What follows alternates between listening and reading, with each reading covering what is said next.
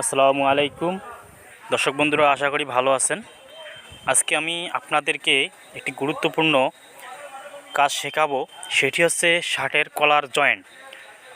সবাই শার্ট সেলাই করতে পারে, কাটিং করতে পারে, কিন্তু কলার জয়েন্ট করতে গেলে অনেক সমস্যা হয়। কলার কোঁচকে থাকে, কুচি হয়ে যায়, পেছন দিক দিয়ে ভাঁজ হয়ে যায়। তো আজকে আমি আপনাদেরকে দেখাবো যে এভাবে কলার জয়েন করলে কখনো ভাঁজ পড়বে না, কুচি হবে না। তো দেখুন, এইখানে আমি দেখাচ্ছি একটি কলার আমি আগে ওই করে রেখেছি, আর মাপটি দেখাচ্ছি আপনাদের। দেখুন, এই যে কাটার পয়েন্ট দুইটি আছে, এই যে একটা পয়েন্ট আর মাঝখানে একটা পয়েন্ট আছে। এই পয়েন্ট দুইটা সুন্দরভাবে মিলাবেন, একটু কম রাখবেন বডিতে, কারণ বডি যখন আমরা কলার জয়েন করতে থাকি তখন কিন্তু একটু শর্ট হয়ে যায় বা বাড়তি হয়ে যায়। যদি বাড়তি হয় তাহলে কলারে কুচি পড়বে, খারাপ দেখা যাবে পেছন দিক দিয়ে বা সামন দিক দিয়ে। এজন্য আমরা কম করে একটু কাটবো, একটু শর্ট করে। তো মাপ ঠিক হয়ে গেছে, মিল করে পেছন দিক দিয়ে একটা কাটমার করে দেবেন। কাটমার করে দিলাম। দেখুন আমি কীভাবে জয়েন্ট দেব। আমার জয়েন্ট অনুযায়ী দেখুন কত সুন্দর একটি শেপ হয়ে গেছে। এভাবে মিলাবেন। দেখুন কাটমার মিল করে সব, এই মিডিলে কলারের মিডিল এবং শার্টের মিডিল একসঙ্গে করে তারপর 1 ফিট অনুযায়ী সেলাই শুরু করবেন। দেখুন আমি যেভাবে সেলাই করতেছি আপনারা এভাবে সেলাই করবেন। কলারের কাটমার আছে এবং বডি কাটমার অনুযায়ী বডির পার্ট উপর নিচ হতে পারে। আপনারা মিল করে কাটমার পর্যন্ত নিয়ে আসবেন। এই যে আমি কাটমার পর্যন্ত নিয়ে আসলাম।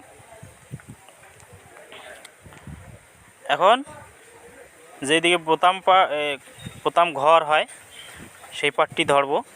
কাটমার্ক অনুযায়ী নিয়ে দেখুন ঠিক একইভাবে নিতে হবে, কম বেশি করা যাবে না। যদি কম বেশি হয় তাহলে শার্টের গেট আপ নষ্ট হয়ে যাবে।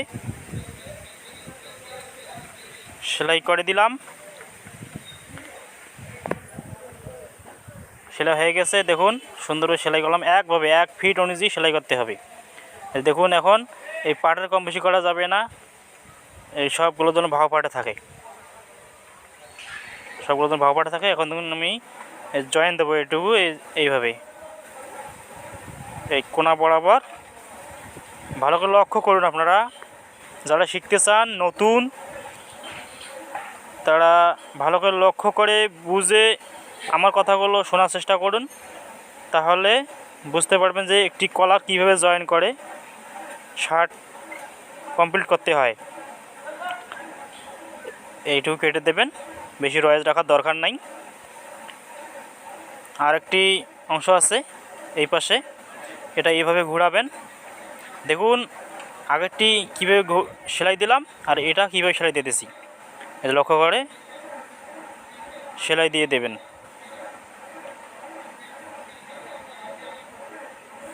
সুন্দর সেলাই দিয়ে দেবেন। আচ্ছা, এখন এগুলো আমরা কেটে দেব, কারণ এগুলো রাউন্ড শেপ হিসেবে আছে।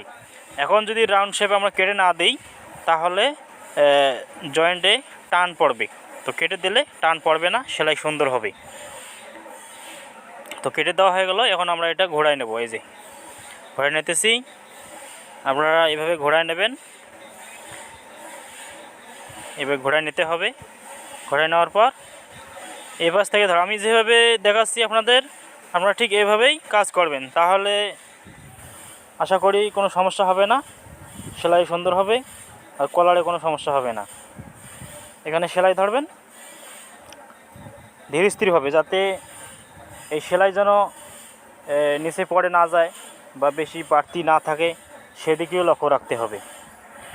এমনভাবে সেলাই করবেন ঠিক কোনায় কোনা যেন সেলাই হয়, তাহলে সুন্দর দেখা যাবে শার্টের কলার। একসমানভাবে এই ব্যান্ড কলারের উপরে কিন্তু সেলাইটা দিতে হবে। ব্যান্ড কলারে যে ছোটো ব্যান্ড কলারটা আছে এই কলারের উপরে কিন্তু সেলাইটা দিতে হবে। কোনো ওই যে উপরে যে বড় দেখা যাচ্ছে ওটাতে দেওয়া যাবে না, দিতে হবে ব্যান্ড কলারের উপরে উপরে সেলাই। সুন্দরভাবে রাউন্ড করে ঘুরিয়ে নেবেন। আজান দিতেছে।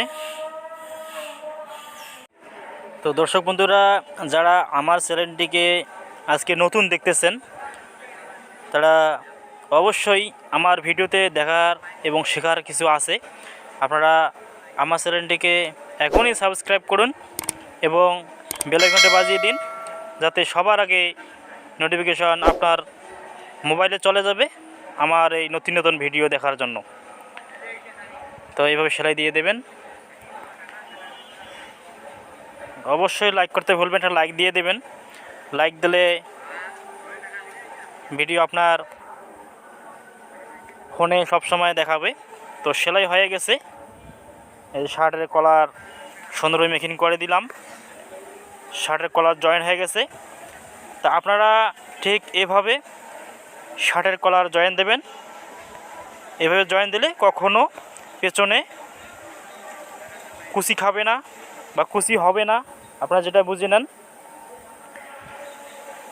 কোনো কোচ পড়বে না, ভালোভাবে শার্টের গেট আপ ভালো দেখাবে। তো ভালো থাকবেন।